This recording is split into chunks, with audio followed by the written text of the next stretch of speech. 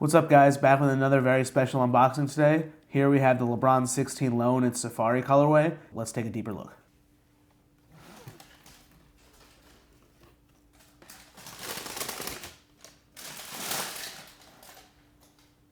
Alright, so like I said, here we have the LeBron 16 Low in a Safari color scheme. This is probably the craziest LeBron 16 colorway we've seen yet. It's got that iconic Atmos Safari print all along the mudguard here, and it works its way up to the heel and then back around on the medial side. LeBron actually debuted this sneaker during All-Star Weekend when he wore them during warm-ups, when a lot of the players kind of bring out some flashy PEs and things like that. Aesthetically, the shoe is a lower cut than the LeBron 16 High.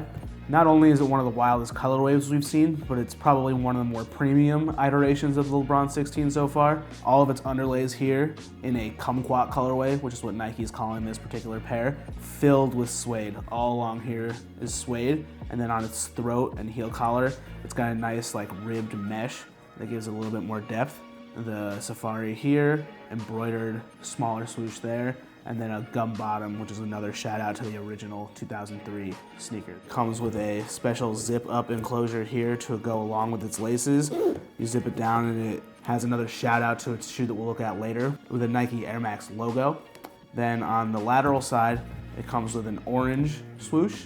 And then if you flip things over to the medial side, it comes with a green swoosh. And then finally on the heel, it alternates again as the right pair has a green swoosh and the left pair has an orange swoosh.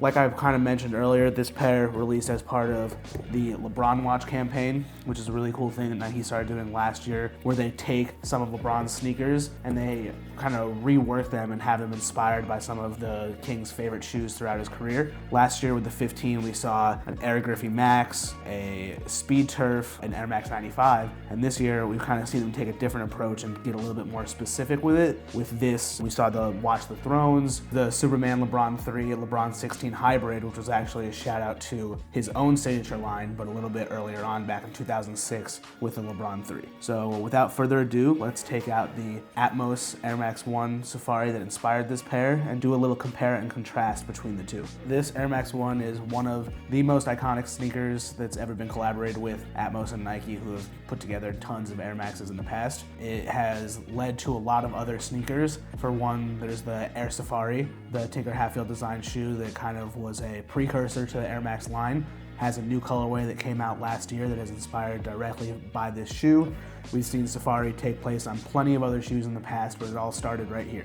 You start off with, like I mentioned before, you got the orange swoosh on the lateral side, green swoosh on the medial side. Got a lot more brown of a hue to it than the LeBron does. Like I mentioned, the LeBron has a bit more of that kumquat orange, where this one has some canvas and suede, but it's more of a brown rather than an orange. On the heel, it's got a green swoosh that doesn't alternate. Both shoes have green, whereas the LeBron has a green and an orange. And then it comes with a nice green Air Max tag, similar to the one when you zip this down here and it shows off another Air Max stamp. Straight down is one of the more similar looks you can get because it's got the same mudguard to it around the toe. The laces are both black. The gum bottom was borrowed from this sneaker as well. The 2016 pair of the Atmos that released, they came with a clear sole to kind of differentiate the two, but Air Max purists will always say they prefer the gum. One of the reasons why they chose to make this sneaker was because LeBron James was actually drafted in 2003, which is the year that this sneaker dropped. So it was kind of a nice shout out to that important year in Nike history with one of its best collaborations and with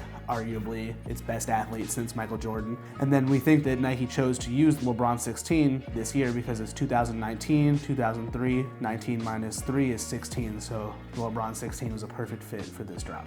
Just to wrap things up, the LeBron 16 Low in the Atmos Safari colorway dropped on the Nike Sneakers app and a few other select retailers on March 2nd for $175 US. And there are actually plans for another LeBronWatch sneaker inspired by the Air Trainer 3 in a medicine ball colorway, rumored to drop Saturday, March 9th at 8:30. when the Lakers tip off against the Boston Celtics, one of the most iconic rivalries in the history of sports. So stay tuned for more updates on that and a potential unboxing as well. And be sure to tell us in the comments below which LeBron Watch sneaker you'd like to see next. Thanks for watching.